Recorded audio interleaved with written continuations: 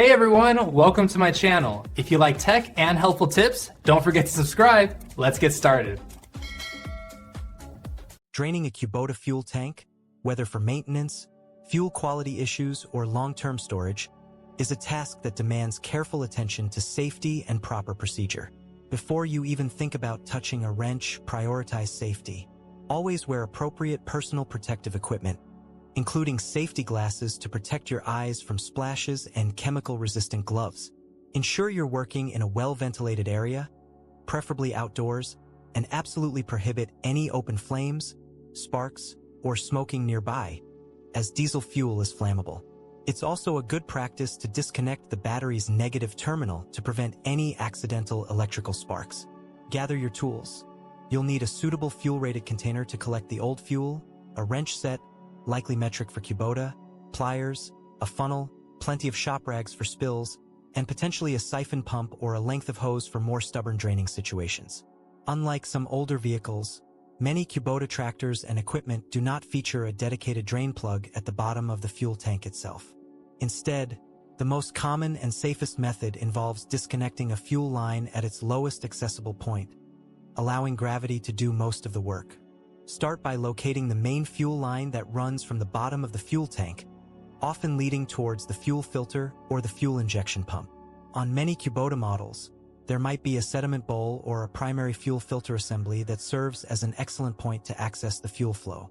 Place your collection container directly underneath this chosen disconnection point, ensuring it has sufficient capacity for all the fuel in your tank. Lay down several layers of shop rags around the area to catch any inevitable spills during the process.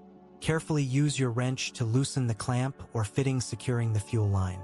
Once loosened, gently pull the fuel line free. Be prepared for fuel to start flowing immediately. Guide the disconnected fuel line into your collection container, ensuring it stays submerged to minimize fumes and splashing. Allow the fuel to drain completely by gravity. This process can take some time, especially if the tank is full. If the flow slows significantly but you know there's still fuel inside, you might gently tilt the machine, if safe and practical, like a smaller walk-behind unit, or carefully use a clean, manual siphon pump inserted into the tank's filler neck to assist in drawing out the remaining fuel. Never use your mouth to start a siphon. Once the tank appears empty, reconnect the fuel line securely, ensuring all clamps and fittings are tightened to prevent leaks. Double-check that all connections are snug. Finally, proper disposal of the drained fuel is crucial. Do not pour it onto the ground or down a drain. Contact your local hazardous waste facility or an automotive shop that accepts used fuels for environmentally responsible disposal.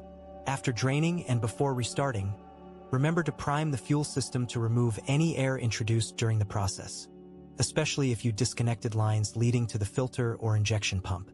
Consult your Kubota owner's manual for the specific priming procedure for your model, as it typically involves bleeding air from the fuel filter and injection lines.